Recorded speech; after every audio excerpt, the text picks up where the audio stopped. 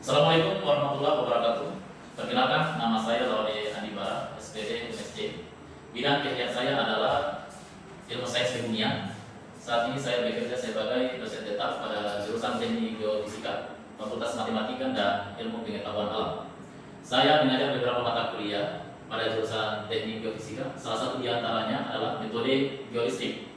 Pada kesempatan ini, saya akan menampilkan video pendidikan dan pengajaran sebagai bagian dari penyusunan dokumen pernyataan diri dosen dalam unjuk kerja Tridharma perguruan tinggi dengan mata kuliah metode geolistrik. Metode geolistrik merupakan jenis mata kuliah wajib yang diajarkan pada semester 4 atau semester genap dengan beban SKS 3 SKS, terdiri dari 2 SKS teori ditambah 1 SKS praktikum. Capaian pembelajaran lulusan atau CPL yang dibebankan pada mata kuliah ini sebanyak 6 CPL. CPL yang pertama itu mampu menerapkan konsep dan prinsip fisika, matematika, dan geofisika dalam memahami fenomena kebumian.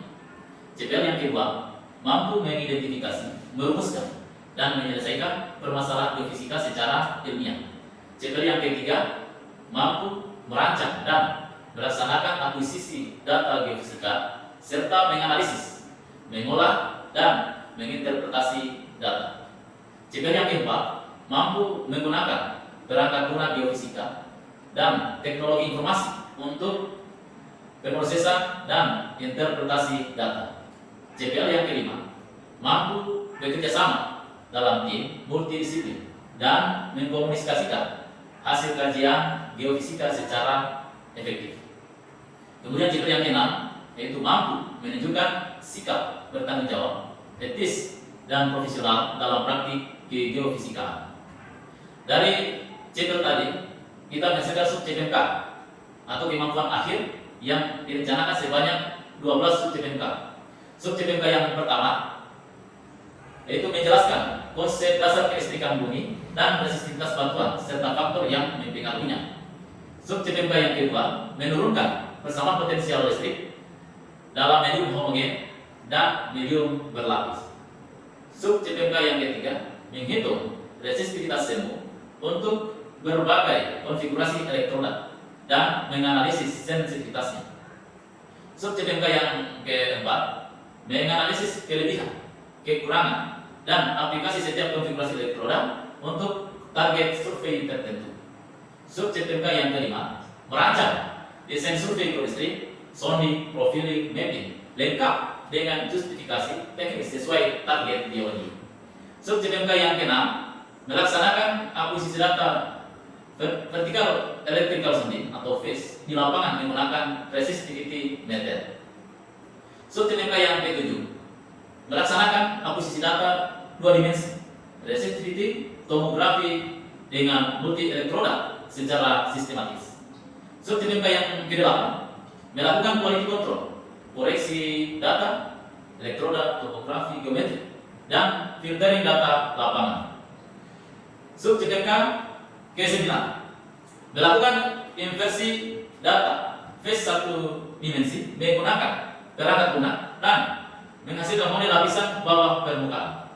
Sub CPMK yang ke-10 melakukan inversi data 2 dimensi, resistivity, tomografi menggunakan residu inverse dan menganalisis kualitas inversi, remestral sama resolusi.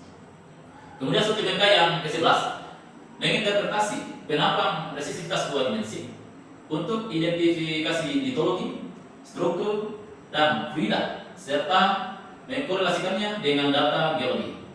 Sub CPMK ke-12 yaitu menyusun laporan teknis akhir dan mempresentasikan hasil proyek survei geolistrik secara profesional dan argumentatif.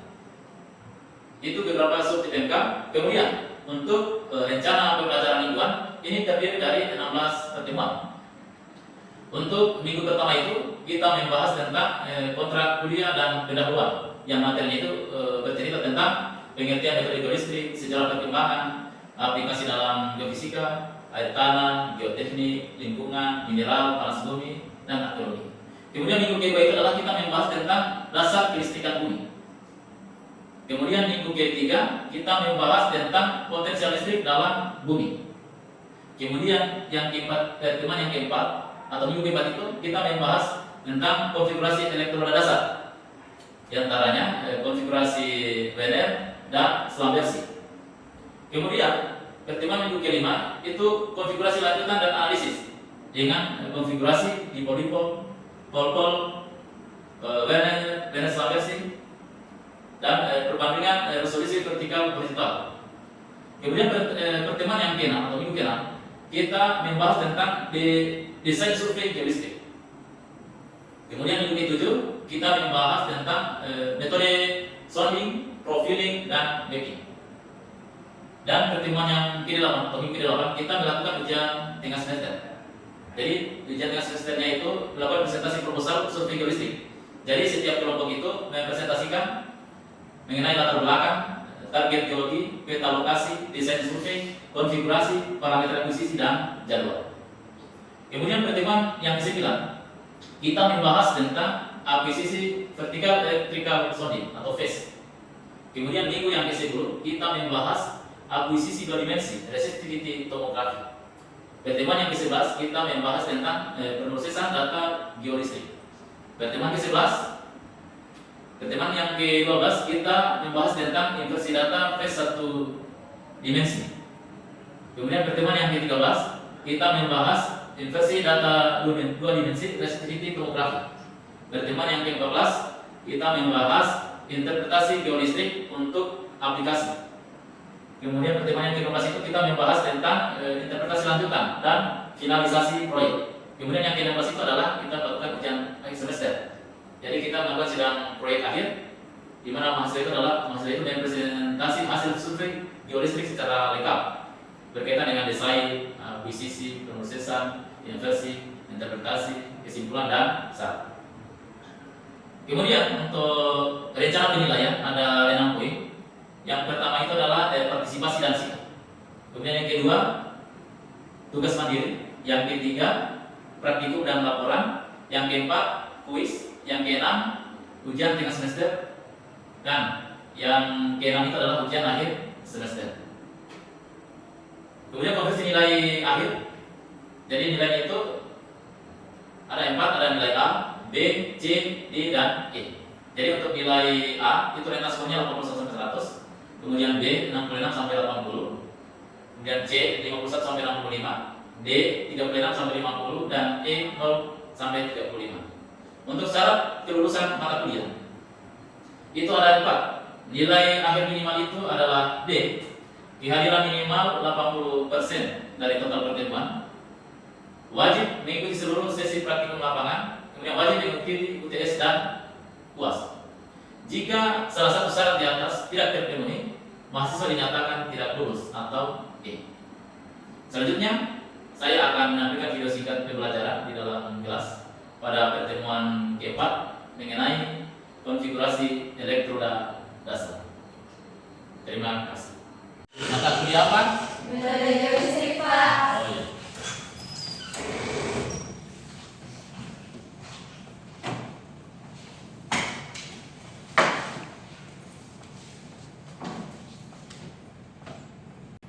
Assalamualaikum warahmatullahi wabarakatuh. Waalaikumsalam warahmatullahi wabarakatuh. Bagaimana kabarnya hari ini? Baik, Pak. Apa ada yang punya masalah? Tidak, Pak. Oke, baik. Alhamdulillah. Jadi sebelum kita melanjutkan perkuliahan pada pertemuan keempat ini, terlebih dahulu saya akan melakukan absensi ya, dengan namanya Citra, Hadir, Pak. Endang Pravita. Hadir, Pak. Minggu lalu kita sudah membahas tentang potensial listrik di dalam bumi, di mana terlihat di layar, di situ ada aliran arus listrik. Minggu lalu saya sudah menjelaskan apa itu aliran arus listrik. Mungkin ada yang bisa bantu saya menjelaskan apa itu aliran arus listrik. Ya, silakan. Baik, arus listrik adalah gerakan atau aliran muatan listrik. Pergerakan ini dilakukan oleh elektron-elektron bebas. Namun secara konvensional arah arus listrik ditetapkan mengalir dari potensial tinggi kutub positif ke potensial rendah kutub negatif. Terima kasih. Ada lagi yang lain? Silakan. Arus listrik adalah aliran muatan listrik dalam suatu penghantar. Arus listrik hanya dapat mengalir dalam suatu rangkaian yang tertutup, memiliki jalur lengkap dari sumber tegangan dan kembali ke sumber tersebut. Oke, terima kasih atas jawabannya. Beri aplaus untuk teman-teman yang sudah menjawab. Jadi aliran arus listrik itu adalah suatu aliran muatan di dalam penghantar dalam satuan waktu. Terlihat di layar ada sebuah elektroda arus C1 yang ditancapkan di atas permukaan tanah. Kemudian dialiri sebuah arus I.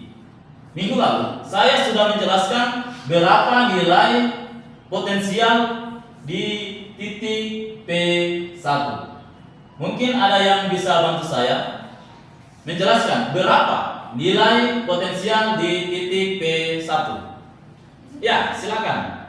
Baik, yaitu di mana potensial sama dengan arus aliran resistivitas dibagi 2 pi D.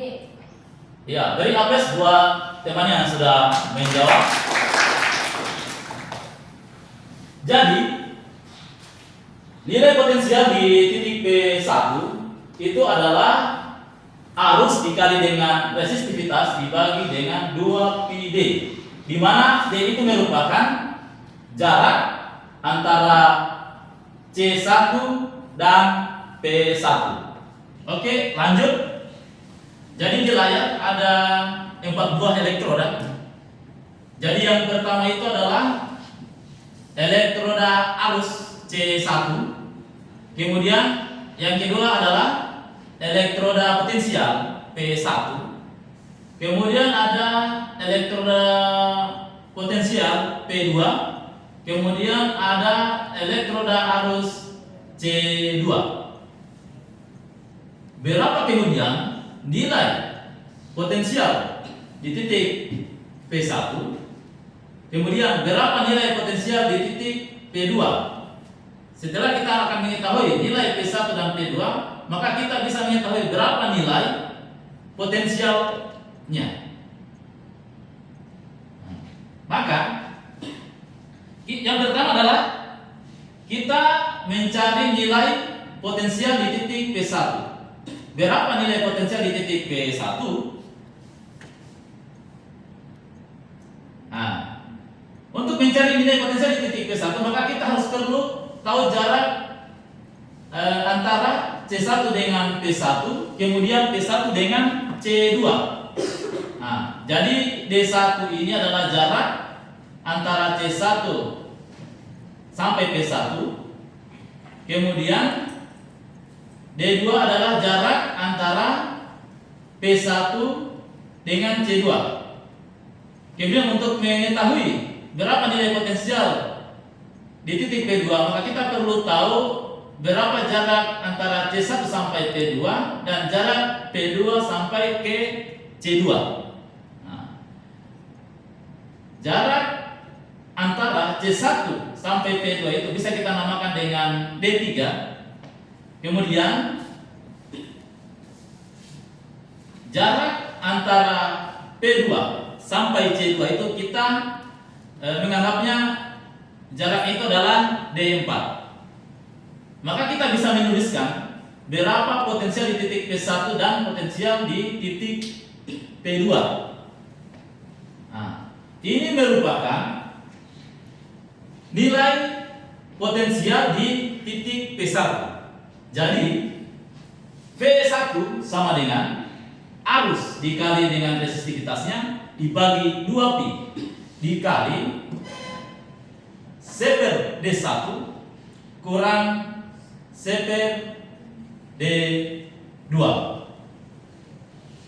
Ini berdasarkan pada persamaan yang sebelumnya ya, yang kita sudah tahu berapa nilai potensialnya.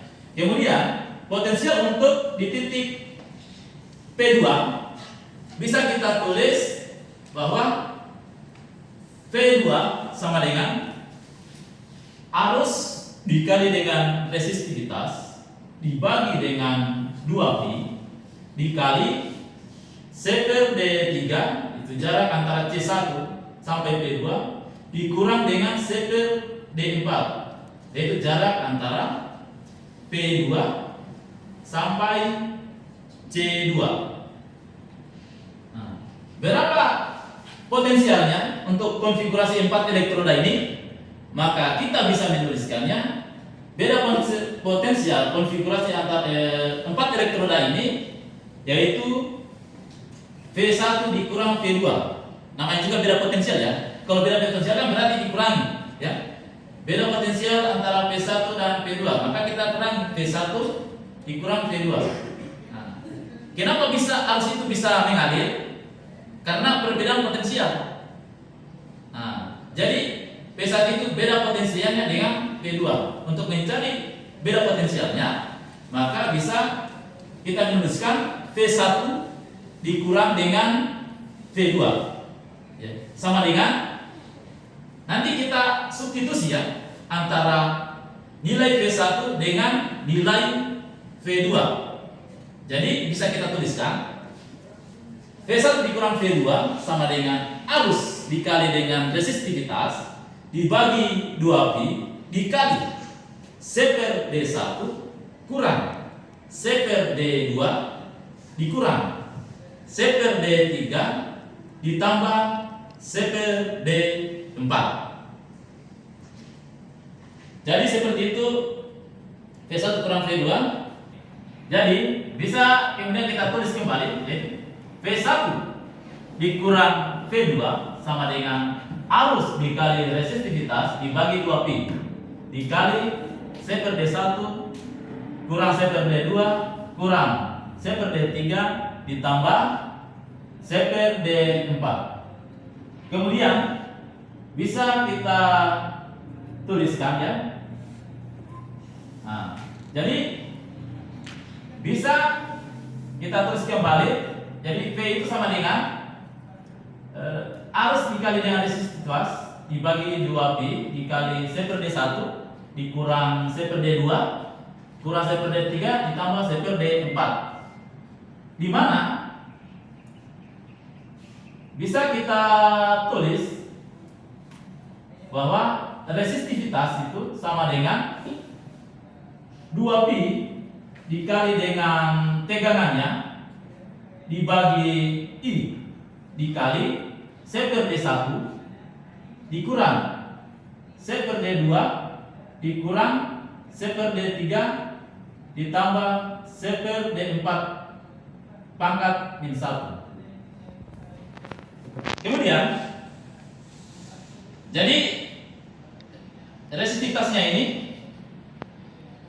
jadi bisa kita tulis persamaannya seperti ini. Jadi rho A sama dengan G dikali tegangan per I. Jadi G itu bisa kita nama dengan faktor geometri atau biasa kita tulis dengan huruf K. Jadi saya di sini saya tulis G, tapi biasanya bisa ditulis juga dengan nilai K. Jadi resistivitas semuanya itu sama dengan G kali tegangan dibagi I. Jadi gimana G-nya itu? Jadi G-nya itu adalah 2pi kali C per D1 dikurang C per D2 kurang C per D3 ditambah C per D4 pangkat min 1. Jadi inilah resistivitas semu yang kita cari. Jadi data di lapangan itu kan ada beda potensial dan ada arus. Nah, kemudian untuk faktor geometrinya itu adalah berdasarkan susunan konfigurasi elektrodanya. Ini adalah susunan elektroda untuk konfigurasi Wiener. Jadi untuk konfigurasi Wiener itu ada 4 buah elektroda ya. Ada 2 elektroda arus C1 dan C2. Kemudian 2 elektroda potensial P1 dengan P2. Kemudian dengan jarak antara P1 dan P2 itu adalah nilainya A. Kemudian jarak antara C1 dan P1 itu adalah A. Sama juga P2 dengan C2 itu adalah sama, nilainya juga A. Di sini kita akan mencari berapa nilai G-nya atau nilai faktor geometrinya jika susunan elektroda itu disusun seperti ini, di mana C1P1 itu sama dengan P1P2 sama dengan P2C2. Kita lihat. Nah, ini kita misalkan C1P1 itu sama dengan A. Kemudian kita menentukan jarak antara P1 sampai C2 itu adalah 2A, karena A ditambah A, P1, P2A, P2C2 jaraknya A. Jadi jarak antara P1 sampai C2 itu adalah 2A. Nah, kemudian berapa jarak untuk D3-nya? Nah, D3-nya itu adalah 2A juga, karena jarak antara C1P1 itu A, kemudian P1 ke P2 itu adalah A. Jadi A tambah A sama dengan 2A. Kemudian jarak antara ini P2 dengan C2. Jadi P2 dan C2 itu adalah jaraknya nilainya A. Setelah kita menentukan jarak masing-masing, maka kita bisa mencari berapa nilai faktor geometri untuk konfigurasi Wiener berdasarkan persamaan yang sebelumnya sudah jelaskan. Nanti kita tinggal, jadi persamaan sebelumnya itu seperti ini ya. Jadi G sama dengan 2pi dikali C per D1 kurang C per D2 kurang C per D3 ditambah C per D4 pangkat min 1. Kemudian kita substitusi, ya, kita substitusi nilainya D1, D2, D3 dan D4. Maka kita bisa menuliskannya menjadi G sama dengan 2pi dikali C per A dikurang C per 2A dikurang C per 2A ditambah C per A pangkat min 1. Jadi nilainya D1, D2 itu disubstitusi. Jadi persamaannya akan seperti ini. Jadi G sama dengan 2pi dikali 2 per A kurang C per A pangkat min 1. Hasil akhirnya adalah, jadi untuk faktor geometri untuk konfigurasi Wiener adalah 2pi dikali A. Jadi ini untuk konfigurasi Wiener. Oke, lanjut. Nah, ini merupakan konfigurasi selam bersih. Jadi kalau konfigurasi selam bersih itu bisa kita untuk mencari nilai faktor geometrinya, maka kita akan menyusun dulu untuk mencari jaraknya ya. Jadi misalnya titik tengah antara P1 dengan P2 itu 2B ya. Jadi B tambah B 2B. Jadi jarak antara P1 P2 itu adalah 2B.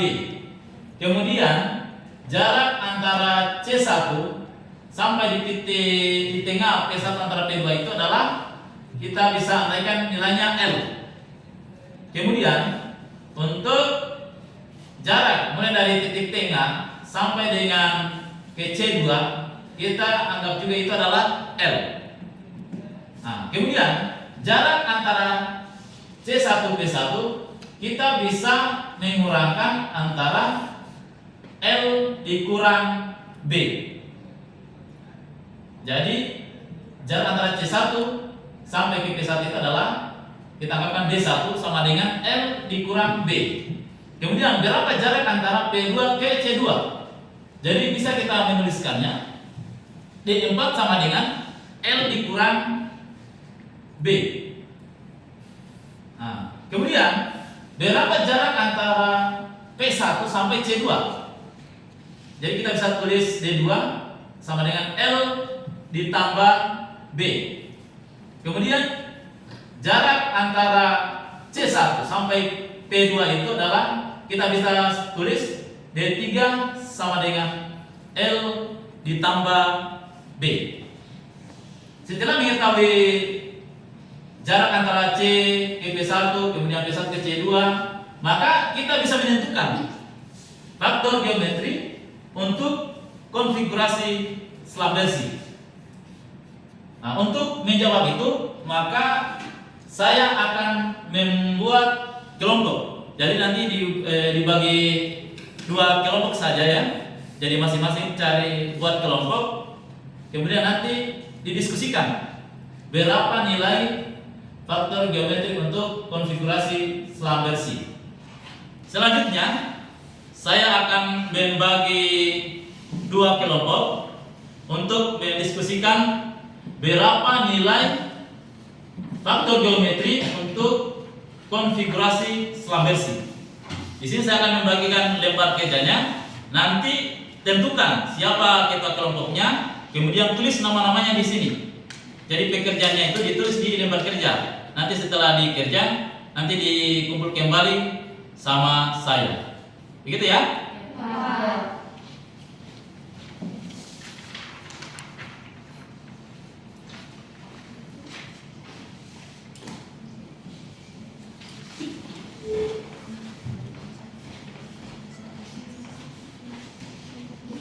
Oke, Anda sudah menerima lembar kerja. Silakan didiskusikan sama teman-temannya.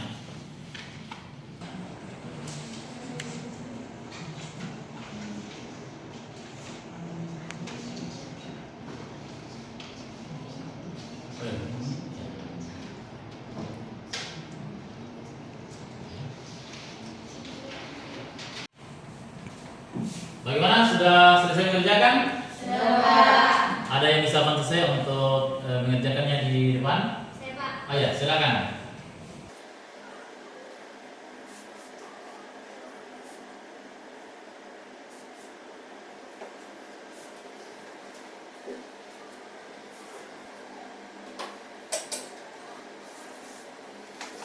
Langsung saja, jadi nilai faktor geometri konfigurasi selam bersih G sama dengan 2V kali 1 per D1 kurang 1 per D2 kurang 1 per D3 tambah 1 per D4 pangkat min 1.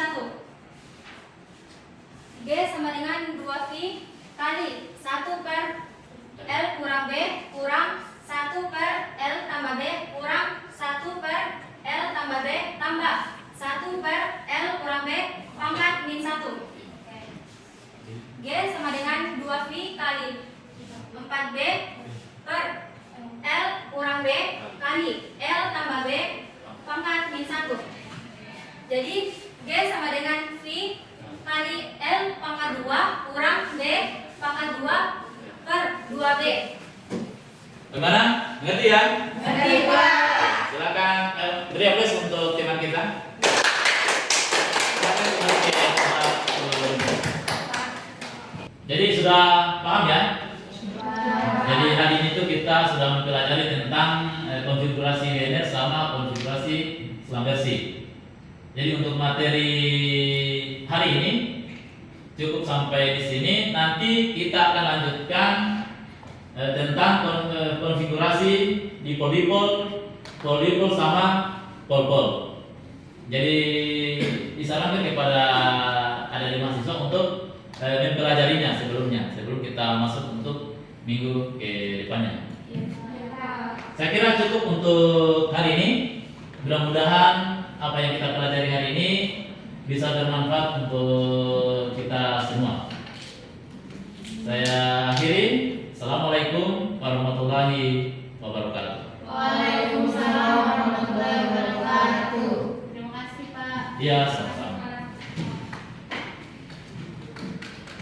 Sekian video singkat pembelajaran di kelas. Semoga bermanfaat untuk kita semua. Terima kasih. Assalamualaikum warahmatullahi wabarakatuh.